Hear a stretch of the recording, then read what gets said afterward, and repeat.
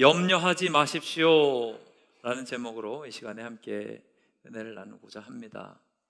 말씀의 제목을 기억하셨으면 좋겠습니다. 여러분, 염려하지 마십시오. 염려를 이길 수 있는 오늘 이 말씀의 시간이 되기를 바랍니다. 믿음의 사람과 믿지 않는 사람들이 세상을 살아갈 때에 다른 점이 참 많이 있죠. 그런데 오늘 우리가 좀 집중하면서 생각해 볼 것은 염려에 관한 문제입니다. 믿음의 사람 그리고 믿지 않는 사람 차이점이 뭘까요? 이겁니다. 염려하며 사느냐, 믿음으로 사느냐. 그러니까 믿지 않는 사람들은 세상 가운데 주로 많은 염려를 가지고 살아갑니다. 믿음의 사람들은 이 염려로부터 자유함을 얻어서 염려를 이기면서 나아갈 수 있는 거죠. 특별히 믿는 사람 가운데서도 그런 분들이 있죠. 믿으면서도 염려하는 분들이 있어요, 없어요? 예, 있습니다. 근데 이 믿음이 강한 분들은, 굳건한 분들은 염려로부터 많이 자유하실 수 있고, 또 연약하신 분들은 염려에 막 흔들리면서 어려움을 당하실 수도 있죠. 그래서 이 염려라고 하는 문제만 보아도 이것이 믿음의 시금석이다라고 표현할 수 있을 정도로 염려를 가지고 살아가느냐 그렇지 않느냐는 그 사람의 믿음의 굳건함과 연약함을 구별할 수 있는 기준이 될 수도 있을 것 같습니다. 문제는 이 염려라고 하는 것이 전혀 없을 수는 없겠죠. 살아가면서 문제들이 찾아오긴 하니까요. 그런데 우리의 삶의 방식은 믿음의 사람들이잖아요. 저와 여러분들은 다 믿음의 사람들이니 삶의 방식이 염려가 되어야 됩니까? 믿음이 되어야 됩니까? 다 알고 계시네요. 그러면 오늘 설교 이제 끝입니다. 염려하지 말고 믿음으로 가셔야 됩니다. 여러분 삶 가운데 염려가 찾아오면 어떻게 해야 됩니까? 하나님께 맡기고 기도하시면 돼요. 빌립보서 4장 6절로 7절 말씀 보십시오. 우리 함께 읽겠습니다. 시작. 아무것도 염려하지 말고 다만 모든 일에 기도와 간구로 너희 구할 것을 감사함으로 하나님께 아뢰라. 그리하면 모든 지각에 뛰어난 하나님의 평강이 그리스도 예수 안에서 너희 마음과 생각을 지키시리라. 아멘. 염려거리가 생겼습니까? 그럼 뭐 하라고 이야기해요? 기도하래요. 하나님이 길을 인도해 주시고 지켜주신다라고 하는 거예요. 그러니까 여러분, 염려할 이유가 없습니다. 여러분, 염려가 많다는 건 기도할 제목들이 많다라고 하는 거지. 내가 지금 염려에 막 휩싸여 있어요. 그러면 내 삶 가운데 뭐가 없다는 말과 똑같아요? 기도가 없다는 말과 똑같습니다. 적어도 우리 믿음의 사람이잖아요. 그러면 세상 사람들과는 좀 다르게 살아야죠. 염려로부터 자유하고 염려를 이기면서 살아가야죠. 세상 사람들은 어떻게 삽니까? 주로 이런 패턴 가지고 살아가는 것 같아요. 염려로 시작해서 염려로 끝나는 겁니다. 어떤 분이 계셨대요. 이분이 해외여행을 계획하시고 준비하시고 또 이제 그것들을 이렇게 티켓팅까지 다 하셨답니다. 문제는 비행기에 관한 불안이 이분이 있는 거예요. 큰 비행기를 생각해 보니까 처음 비행기 타는데 이게 날아가다 떨어지면 어떡하죠?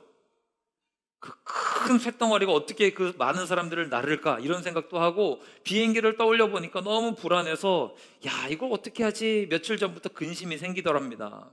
근데 이미 돈을 냈고 티켓팅을 했으니 안 갈 수는 없고, 그래서 울며 겨자 먹기식으로 별로 즐거운 마음도 없이 이제 공항을 간 거예요.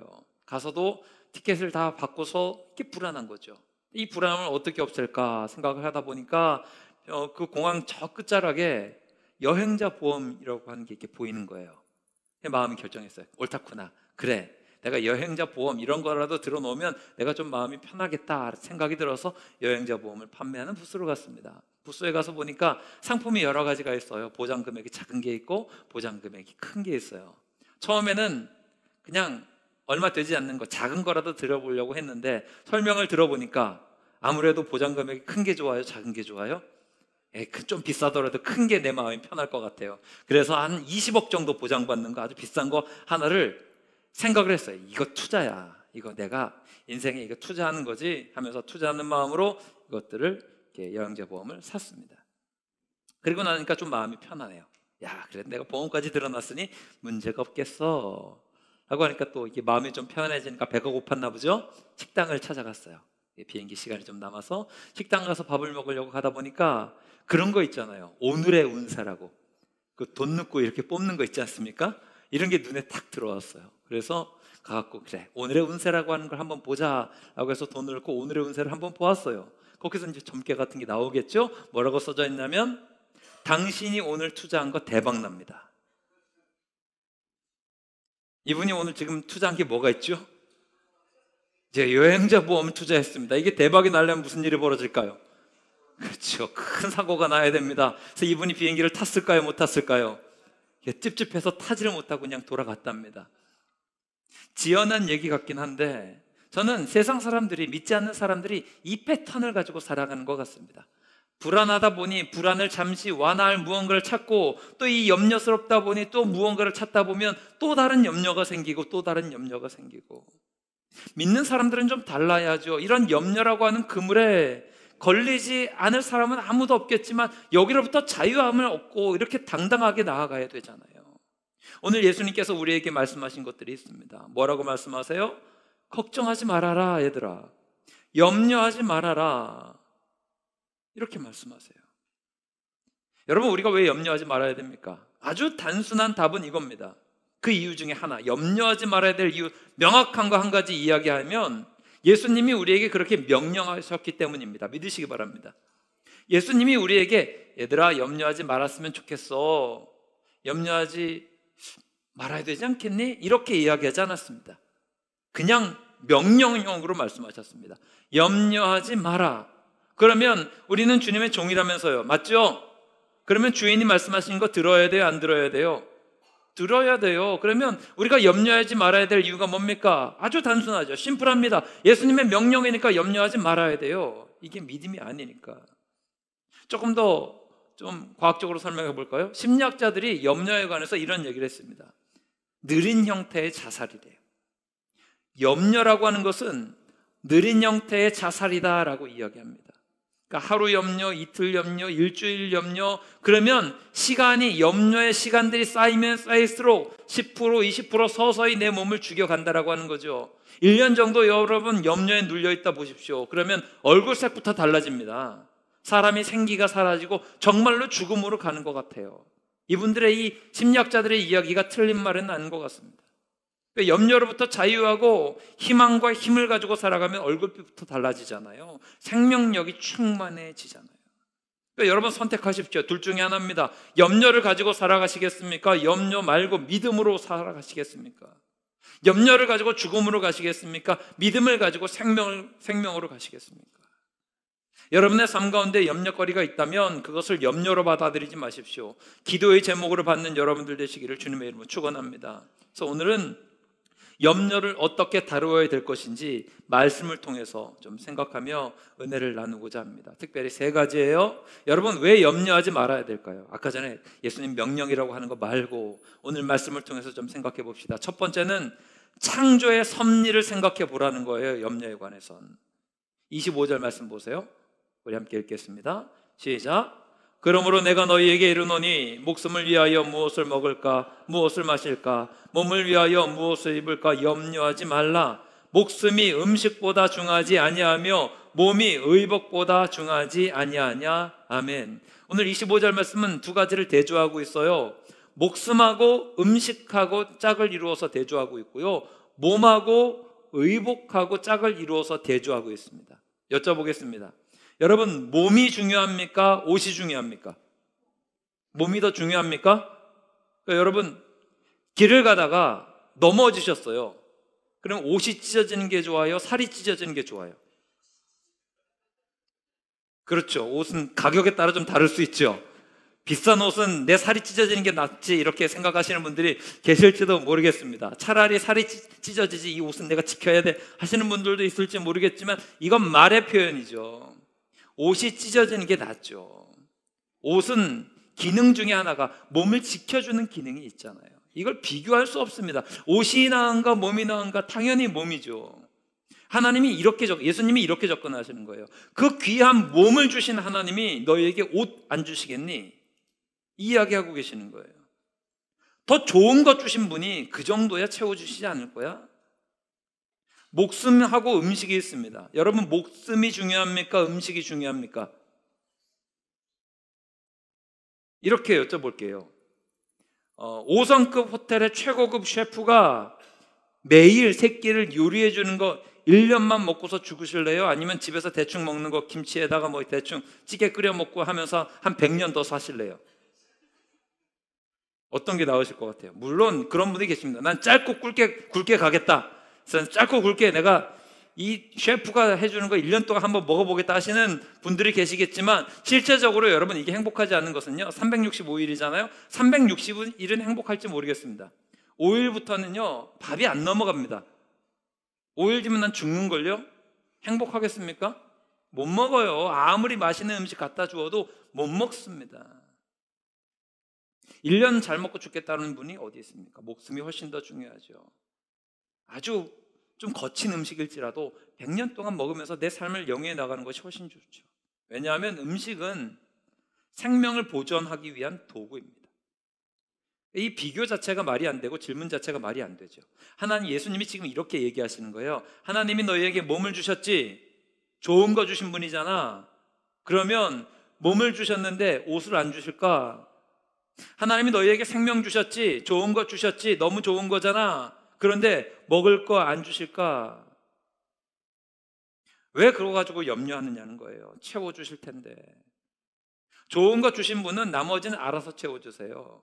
여러분 명품 가방 사셨는데 신문지에 싸줘서 줍니까? 사보신 적이 없으셔서 모르겠어요? 명품 가방 사면 뭐에다 주죠?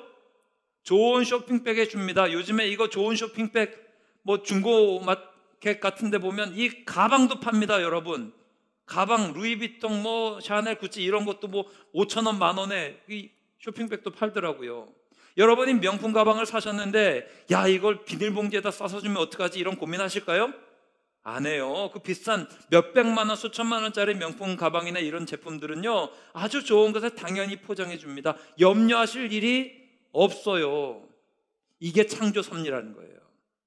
하나님이 우리에게 가장 비교할 수 없이 좋은 것들을 주셨는데 왜 그보다 하위 가치에 있는 쓰잘데기 없는 거 가지고 고민하면서 염려하며 사냐는 거죠. 좋은 것 주시는 분이 그보다 더 귀하게 여러분들을 이끄셔서 하나님께서 충만하게 채워주시는 은혜를 믿으시기를 바랍니다.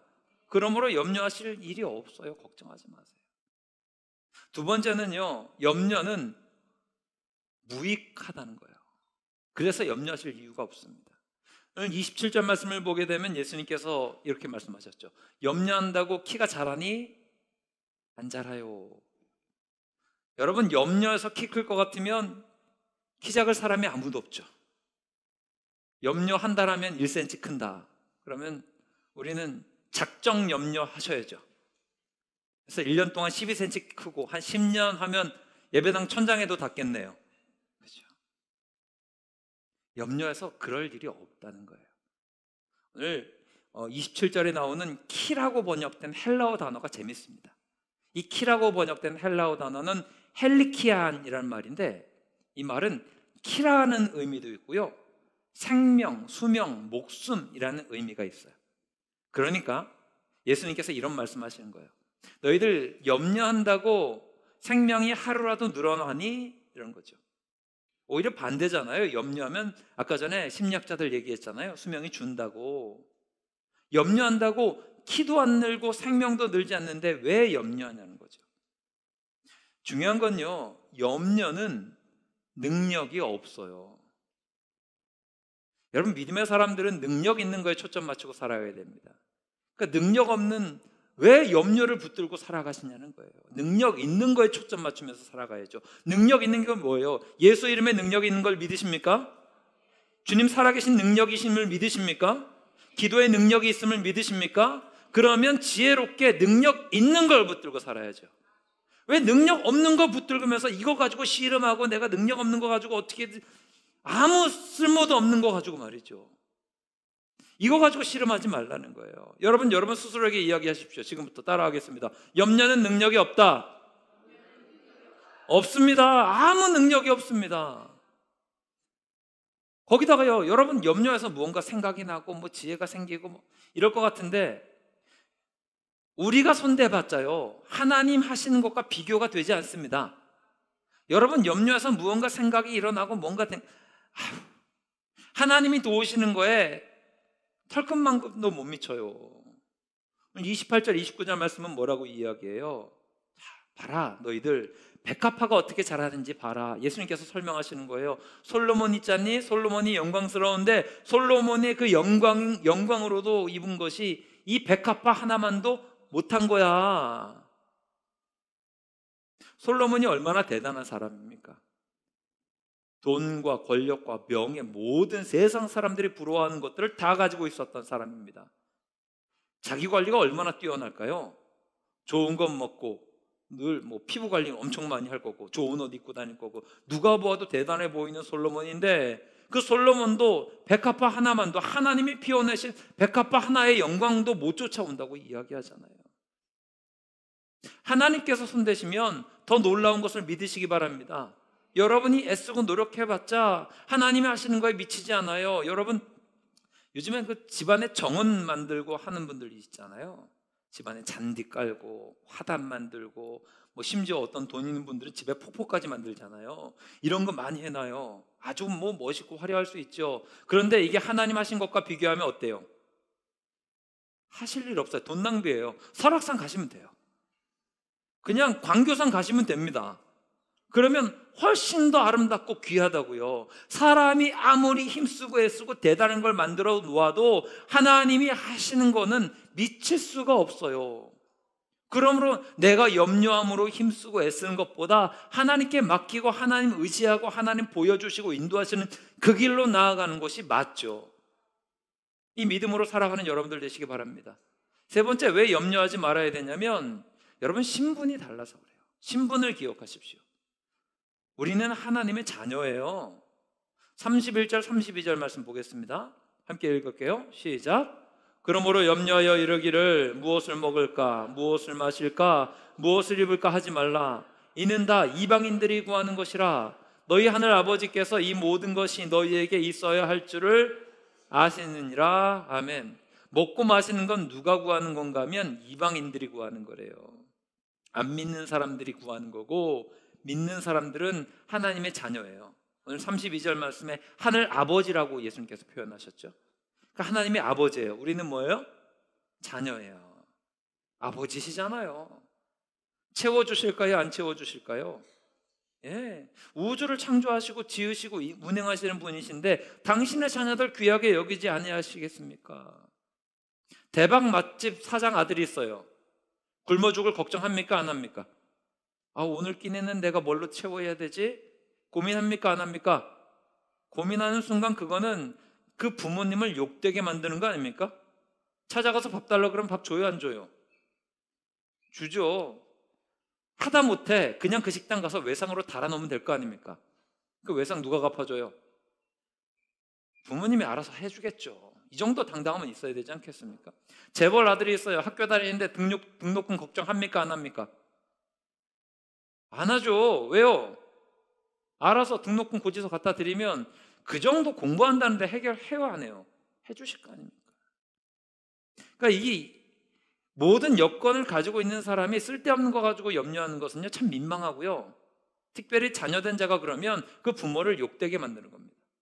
우리 하나님의 자녀라고 그랬잖아요. 하나님의 자녀인 우리가 염려하는 것은 민망한 일입니다. 하나님이 욕되게 만드는 거라고요. 그러므로 여러분 제발 믿음의 사람으로서 당당하게 염려를 이기며 살아가시기를 바랍니다. 믿음의 사람은 어떻게 살아야 돼요? 33절이죠. 함께 읽겠습니다. 시작. 그런즉 너희는 먼저 그의 나라와 그의 의를 구하라. 그리하면 이 모든 것을 너희에게 더하시리라. 아멘. 믿음의 사람들, 하나님의 자녀들은 그의 나라와 그의 의를 구하며 살아가라는 거예요. 사명 위해서 다른 박제를 하라는 거죠. 하나님이 기뻐하시는 일들을 위해서 내 인생을 쓰고 힘을 쓰라는 거예요. 그러면 하나님이 나머지 더해 주신대요. 얼마나 귀한 약속입니까? 잘 보세요. 그러니까 염려하지 말아야 될 이유가 뭡니까? 창조 섭리를 기억하셔야 되고, 염려가 능력이 없는데 붙들 이유도 없고, 내가 하나님의 자녀인데 그러면 염려할 이유가 없단 말이죠. 염려로부터 자유한 여러분들 되시기를 바랍니다. 문제는 이런 거예요. 염려로부터 자유하고 싶은데 삶의 어려움과 환난과 고난과 이런 것들이 찾아옵니까? 안 찾아옵니까? 이게 문제죠. 이것까지 다루어야 염려로부터 자유할 수 있는 방법들을 다 이렇게 설명할 수 있는 것 같아요. 그러니까 우리는 이런 것들이 안 찾아왔으면 좋겠는데, 염려하지 말아야 되긴 하는데 문제들이 자꾸 생긴단 말이죠. 이거 어떻게 해야 됩니까? 일단은 사람들의 오해가 있습니다. 예수 믿으면 시험도 없고 환난도 없을 거라고 생각을 하는 분들이 실제로 계세요. 예수 믿으면 다 좋은 일만 생길 줄 알았는데 이 어려움이 있네, 환난이 있네, 이거 뭐 이상한 거 아닌가 라고 하는데 그거 아니에요. 시험도 있고 환난도 있습니다. 예수 믿을 때 시험이 찾아오기도 하고 환난이 찾아와요. 그럼 뭡니까? 시험과 환난을 이길 수 있는 힘을 주님께서 주시는 거죠. 그래서 이것을 이겨서 능력이 있게 살아가게 만드는 게 하나님의 계획이에요. 온실 속의 화초처럼 아무런 바람도 없이 환난도 없이 그냥 연약하게 자라는 게 하나님의 계획이 아니에요. 요한복음 16장 33절 말씀 보세요. 예수님께서 직접 이 이야기 하셨어요. 읽겠습니다. 시작. 이것을 너희에게 이르는 것은 너희로 내 안에서 평안을 누리게 하려 함이라. 세상에서는 너희가 환난을 당하라. 담대하라. 내가 세상을 이겼노라. 아멘. 환난이 있고 고난이 있대요. 세상에서는 우리가 환난을 당하지만 담대하래요. 예수님께서 세상을 이기셨으니 세상을 이기신 그 능력으로 우리에게 힘과 능력을 공급하셔서 환난과 고난을 이기게 만들어 주신대요. 이게 하나님 백성들이 걸어가야 될 길이다라고 하는 것이죠. 여러분, 문제가 찾아오더라도 이상하네 이렇게 생각하지 마십시오. 당연한 겁니다. 근데 이 찾아오는 문제들도 두 가지로 나눌 수 있을 것 같아요. 첫 번째는 연단이 있을 수 있습니다. 우리를 이렇게 잘 이렇게 순금과 같이 만드시기 위해서 우리를 훈련시키시는 과정이 있을 수 있고요. 그것으로서 우리에게 주시는 경우가 있고, 두 번째는 징계가 있어요. 회초리 한 대 맞아야지 정신 차리지, 안 그러면 넌 정신 못 차리니까 이렇게 회초리 찰싹 하시는 것들이 있어요. 그래서 죄와 불신앙으로 빠지지 아니하도록 하나님이 이끄시기 위해서 징계를 하시거든요. 그러니까 연단이 있고 징계가 있는데 이 두 가지에 대해서도 결론은 명확해요. 사실은 하나의 답밖에 없어요. 하나님 의지하면서 하나님 붙들면서 하나님 인도하시는 대로 나아가면 돼요. 그러니까 연단이 찾아오든 징계가 찾아오든 하나님 앞에 엎드려서 도움을 구하면 되는 거거든요. 우리가 앞서서 빌립보서 4장 6절로 7절 말씀 읽었죠? 다시 한번 읽어보겠습니다.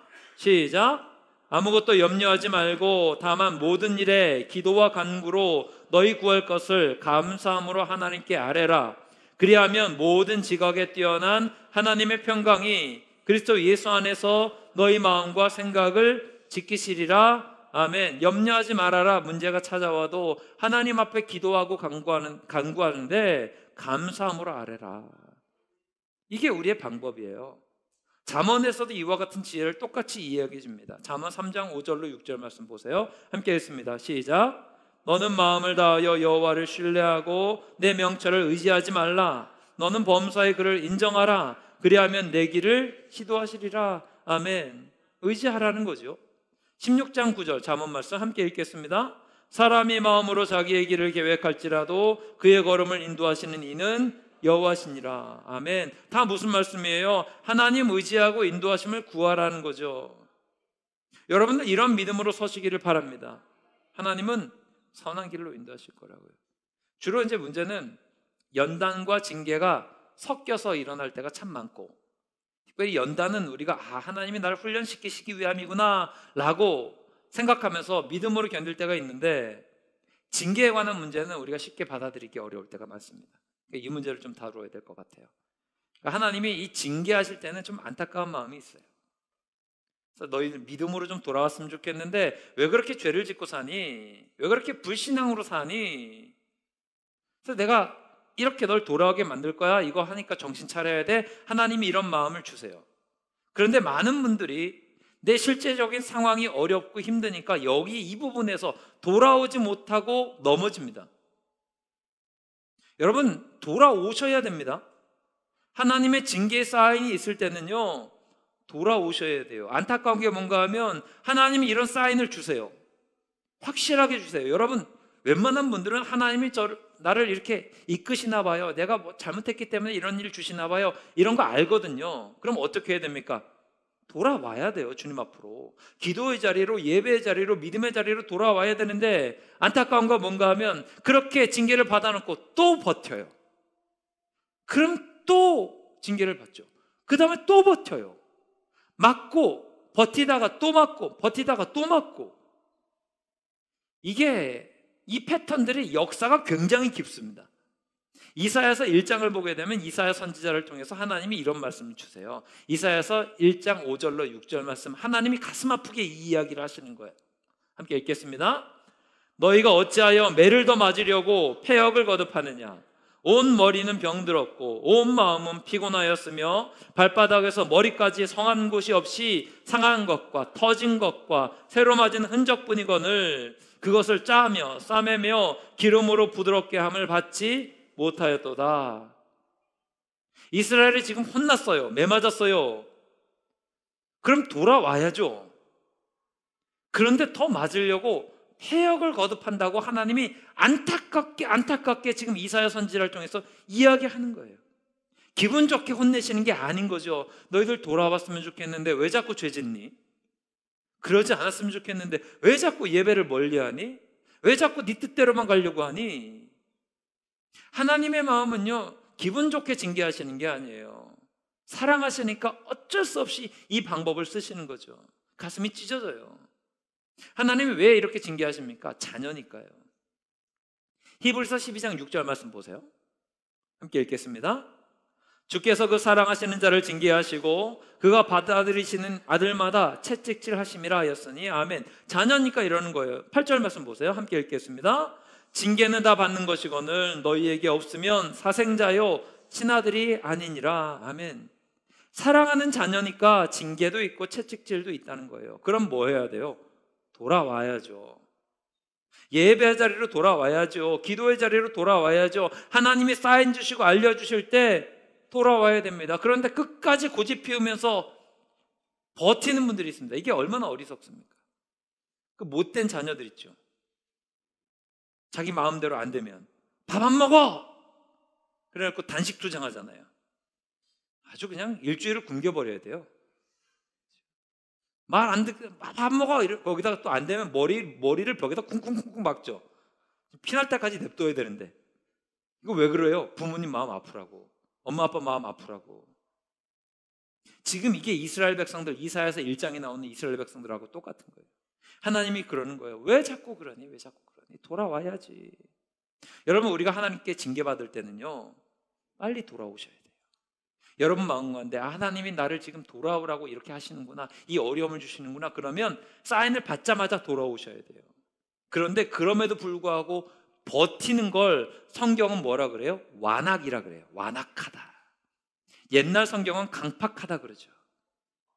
이 완악한 사람의 대표적인 인물이 누구예요? 바로 왕이에요. 얼마나 완악했는지 하나님이 자꾸 징계하시고 사인을 주시는데도 버티고 버텨요. 이거를 완악이라 그래요. 특별히 출애굽기 7장 8장 같은 데 보게 되면 계속해서 버티는 바로 왕의 모습이 나옵니다. 그러니까 무슨 일이 벌어져요? 완악하니까, 고집스러우니까 온몸으로 하나님의 징계를 다 받아요. 버팁니까? 못 버팁니까? 끝까지 못 버텨요. 깨지는 일만 많아요. 이 바로가 완악하다 보니, 고집스럽다 보니 모든 재앙, 1번부터 10번까지의 모든 재앙을 예외 없이 다 받아요. 완악하지 않았다면 한두 개 정도로 끝났을 일이에요.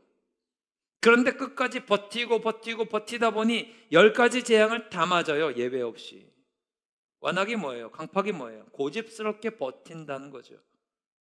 지혜로움이 뭘까요? 하나님이 사인 주면 바로 돌아오는 거죠. 만약에 바로 왕이 조금 고집스럽지 않고 하나님 앞에 무릎 꿇을 줄 아는 사람이었으면 모든 물이 피로 변했을 때 아이고야 하면서 무릎 꿇고 주님께 돌아왔을 거예요.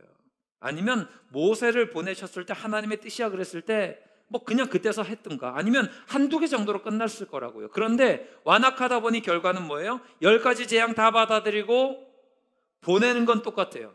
얼마나 어리석습니까? 첫 번째 재앙 왔을 때 무릎 꿇었으면 이미 다 9가지 재앙을 면할 수 있었잖아요. 그런데 완악하고 고집스럽다 보니까 10개를 다 받아요. 여러분, 하나님 앞에서 갖지 말아야 될 태도, 가장 중요한 것 중에 하나가 뭔가 하면 맷집이 세서는 안 됩니다. 여러분, 하나님 앞에서 맷집 세다고 자랑하지 마십시오. 세상에서 맷집 센 게 멋있을지 몰라도 좋아 보일지 몰라도 하나님 앞에서 맷집은요 아무것도 쓸모가 없습니다. 하나님 때려봐요. 내가 얼마나 맷집이 센 줄 알아요? 버팁니다 나는 진짜 하면서 하나님 앞에 끝까지 싸워봤자 이거 얼마나 어리석은 일입니까? 하나님 앞에서 지혜로운 일들은 뭔가 하면 엄살이 좀 많아야 돼요. 하나님 앞에서는 좀 엄살이 세셔도 됩니다. 하나님이 회초리를 딱 드는 신용만 하셔도 하나님 아파요. 죄송합니다. 잘못했습니다. 죽을 죄를 졌습니다. 싹싹 빌어요. 이게 지혜로운 겁니다. 성경 안에서 엄살이 제일 셌던 사람이 누구일까요? 다윗입니다. 다윗. 죄를 안 지은 건 아니에요. 죄를 지긴 했죠. 범죄했죠. 그래서 하나님이 때리시려고 신용만 하시고 회초리 한 대만 툭 때려도 막 벌벌 떨어요. 심지어는 매 맞기 전에부터 막 벌벌 떨어요. 싹싹 빌어요. 저는 여러분들이 하나님 앞에 다윗처럼 엄살이 좀 세셨으면 좋겠습니다. 시편 150편으로 되어 있잖아요. 시편 전체가. 여기에서 다윗의 회개시라는 게 있습니다. 다윗이 회개할 때 부른 노래예요. 6편, 32편, 38편, 51편, 143편 뭐 이렇게 회개시들이 많은데 다윗이 얼마나 엄살쟁이였는지를 보세요. 시편 6편만 샘플로 한번 보겠습니다. 잘 보세요. 6편 1절 말씀 제가 읽을게요. 여호와여 주의 분노로 나를 책망하지 마시오며 주의 진노로 나를 징계하지 마옵소서. 하나님 도와주세요. 불쌍히 여겨주세요. 혼내지 말아주세요. 이야기하는 거예요. 2절 말씀. 여호와여 내가 수척하여 싸우니 내게 은혜를 베푸소서. 여호와여 나의 뼈가 떨리오니 나를 고치소서. 이게 얼마나 엄살입니까? 왕입니다. 지금 왕이 여러분 수척해봤자 얼마나 수척해 볼까요? 얼마나 잘 먹고 잘 사는데. 하나님 보세요. 제 볼이 이렇게 들어갔죠? 막 이렇게 엄살 떠는 거예요. 심지어는 뼈가 떨립니다. 하나님 그래요. 이게 얼마나 엄살쟁입니까? 여러분 뼈가 떨리는 게 뭡니까? 저는 아직도 모르겠어요. 뼈가 떨린다는 말이 뭔지. 엄살을 엄청 떨어요. 3절 말씀 보세요. 나의 영혼도 떨리나이다. 심지어 영혼까지 떨린대요. 여호와여 어느 때까지니까. 8절로 넘어가 보세요. 내가 탄식함으로 피곤하여 밤마다 눈물로 내 침상을 띄우며 내 요를 적시나이다. 하루 이틀도 아니고 밤마다래요. 이게 뭔가 하면 눈물을 흘려서 이불을 적셨대요. 해보셨습니까 여러분? 여러분 눈물 흘리면서 비계를 적셔 보셨습니까? 저는 눈물을 흘리면서 기도방송은 적셔본 적은 있는데 이불을 어떻게 적실지는 모르겠어요. 물을 붓나요? 뭐 어떻게 하죠? 엄살이에요. 그런데 하나님은 이걸 귀하게 하겠어요. 비슷한 사인만 보내주셔도 하나님 잘못했어요. 주님 앞으로 당장 나가는 거예요. 하나님 제가 예배의 자리 멀리 했는데 예배의 자리로 가겠습니다. 기도의 자리 멀리 했는데 기도의 자리로 가겠습니다. 회개하지 못했는데 회개하겠습니다. 헌신하지 못했는데 헌신하겠습니다. 주님 앞에 결단한 것들 내가 쉽게 버렸는데 다시 붙들겠습니다. 진짜 어리석은 사람 누구예요? 실수를 반복하는 거예요. 정신 못 차리고 또 반복, 또 반복이에요. 버티겠다고 하나님하고 한번 싸워보겠다는 거죠. 다윗과 같기를 바랍니다. 주님이 우리를 책망하려 하실 때 잘못했습니다. 주님은 은혜 붙들고 나아가는 여러분들 되시기를 바랍니다. 그러므로 여러분 염려거리들이 앞에 놓여 있을 수 있어요. 그것이 때로는 연단일 수도 있고 때로는 징계일 수도 있겠죠.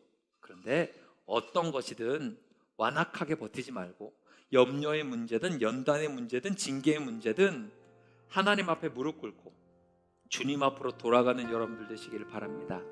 말씀 정리할게요. 염려하지 마십시오. 예수님 명령입니다. 염려하지 마십시오. 하나님께서 세상 지으셨는데 우리에게 좋은 몸과 우리에게 목숨을 주셨는데 더 좋은 것 주시지 않겠습니까? 능력 없는 염려 붙들 이유도 없고요. 내가 하나님의 자녀니까 염려할 이유도 없습니다. 그러므로 문제가 있으면 하나님께 나아가셔야 돼요. 기도의 자리 붙드셔야 돼요. 새벽을 깨우셔야 돼요. 금요일날 나오셔서 부르짖으셔야 돼요. 예배 자리 사모하면서 주님 앞에 나오셔서 하나님의 뜻과 은혜를 구하셔야 됩니다. 그래서 하나님께 영광 돌리고 하나님이 기뻐하시는 영광의 역사를 온전히 써내려가는 복된 여러분들 되시길 주님의 이름으로 축원합니다.